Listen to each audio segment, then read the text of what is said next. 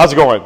So today's part 2 of the video that we had last week on NDT, non-destructive testing, and NDE, non-destructive examination.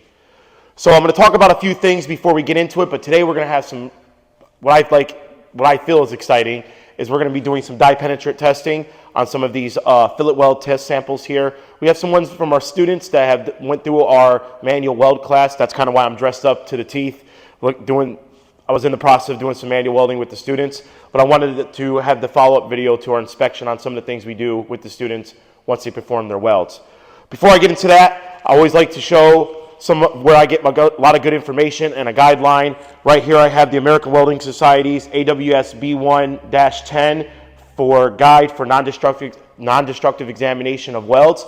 Very good guideline for mag particle, penetrant testing, radiographic examination and testing, ultrasonic testing, and a lot more good information in here about NDE and NDT. Another good place and another almost I would like to consider a requirement is ASNT, American Society of Non-Destructive Testing, where they kind of classify the different levels of examination for, again, penetrant testing, mag particle testing, and so on and so forth.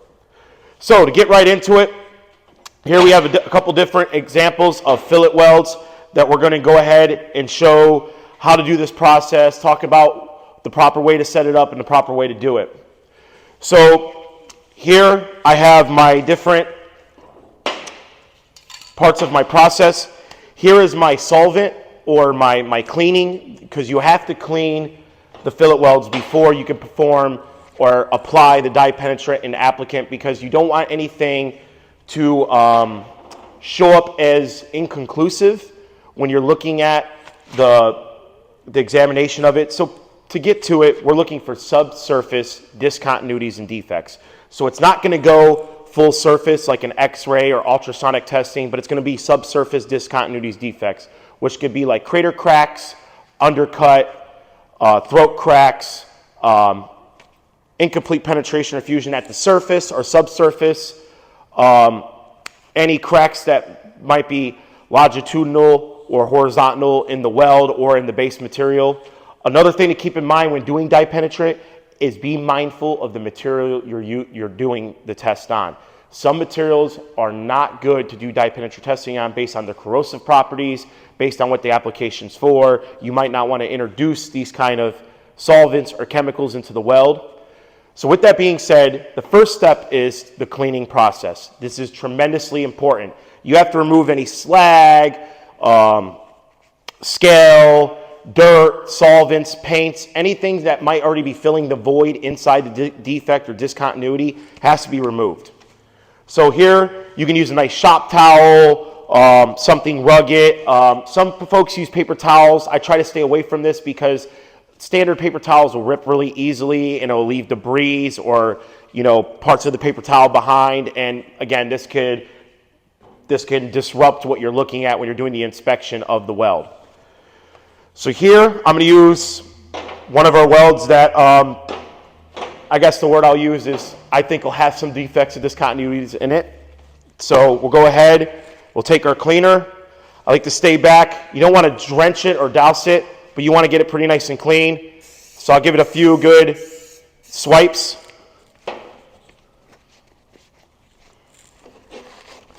Come by here, clean this real well.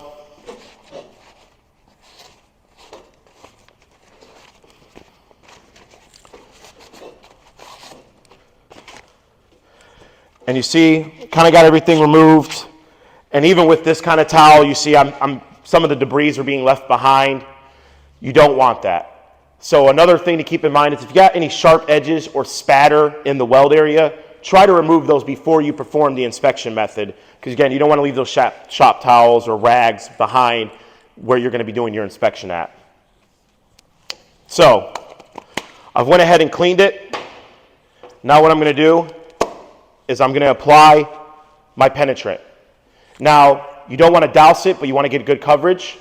And we'll talk about how you clean the excess, right? And then we have things called dwell time. So first, let's go ahead and apply it, and we'll have a conversation about that. So I stay about, about 12 inches, a foot back.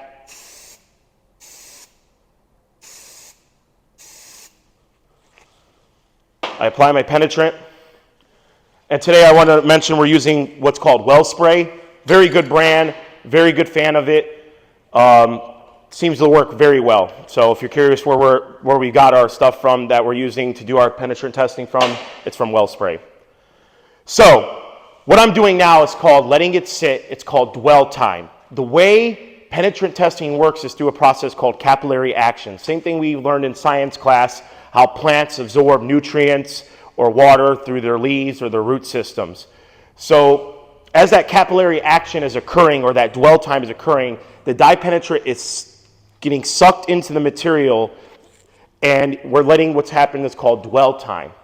So I'm letting it dwell, letting it sit. How long do you let it sit? Based on material and thickness and what you're doing, anywhere from 15 to 30 minutes, you want to let it sit and have that dwell time.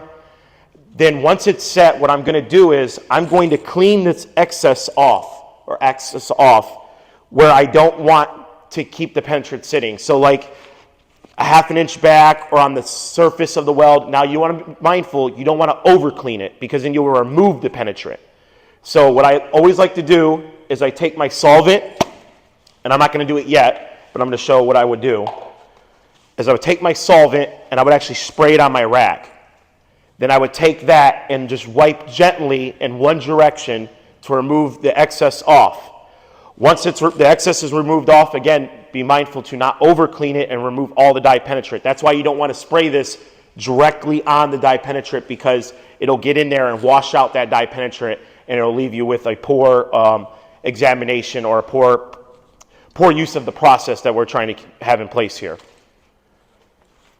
All right, now that we've let it sit and have its dwell time, we're going to go ahead, like I said previously before, we're going to spray some of the solvent on our rag. Get it on there nice and good. Because again, we don't want to spray it directly on the plate and remove too much of the dye.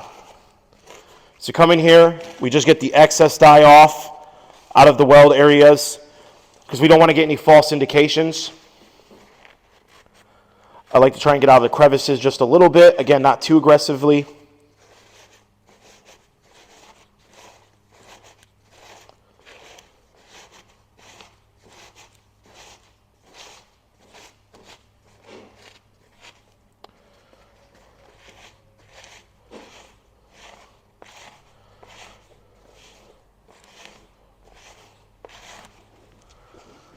Looks pretty good to me. Now we'll go ahead and we'll apply our applicant. So this is a white applicant, which will contrast to that red dye penetrant pretty good. Keep in mind there are other dye penetrant. There's a fluorescent dye penetrant too that's used under a black light. Also, not all penetrants have to be cleaned with solvent. Some of them are water-based as well. So always keep that in mind as well. Always make sure you check what kind of dye penetrant you're using, if it's solvent-based or water-based, in order to remove the penetrant. So we'll come in, get a nice coating.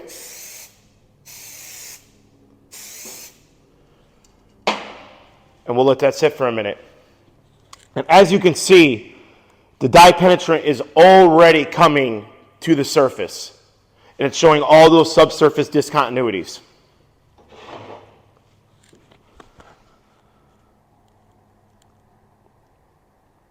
Now, it's real easy to tell what's red on that white, but it also takes a lot of knowledge and time in order to properly read what's going on in front of us. Understanding what discontinuities and defects we see and how to classify them, right? So a lot of companies, they will take this sample and they will put it on a table and document it based on their QAE program or based on their quality program. Sometimes they'll actually take a piece of tape and they'll put it on the defect and discontinuity and then remove the tape so that they can file it and take a look at that later. But in order to be able to read the weld is very important. Understanding, is this a crack? Is this undercut? Incomplete fusion, incomplete penetration, porosity, crater cracks. So being able to understand what I have going on in front of me is very important.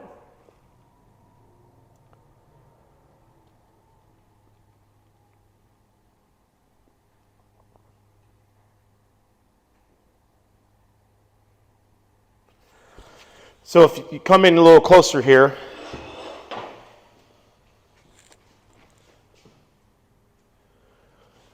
you'll notice we have a lot of different things going on here. So some of these lighter red areas right here tells me that we have some areas where there's some voids, maybe some undercut going on.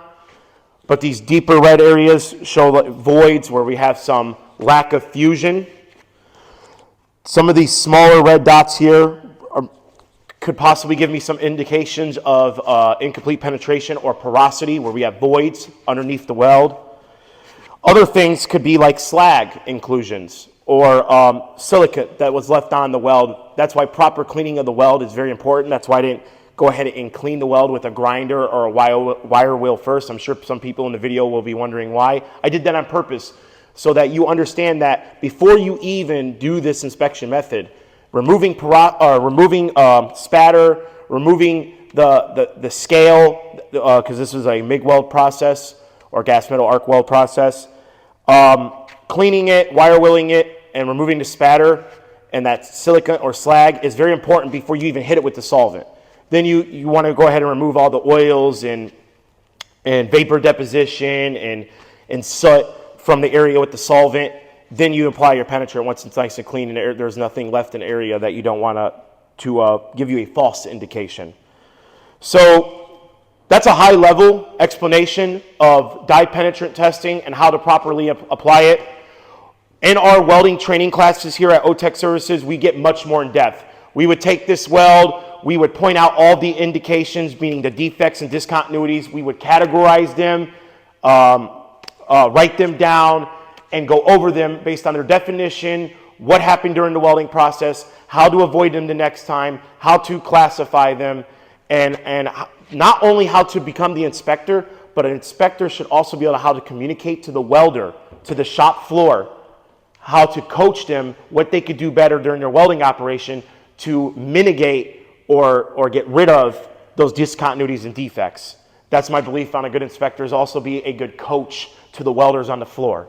So, because again, your job is not to find something as an inspector, it's to properly read the weld and make sure it is in line with the code and standard or quality process that is put in place per the company. It's not your job to go looking for something, it's to make sure that whatever is there is either acceptable or not acceptable based on the standards that you're applying them to. So with that being said, please sign up for our classes. Please reach out if you have any questions about inspection or NDE or NDT methods.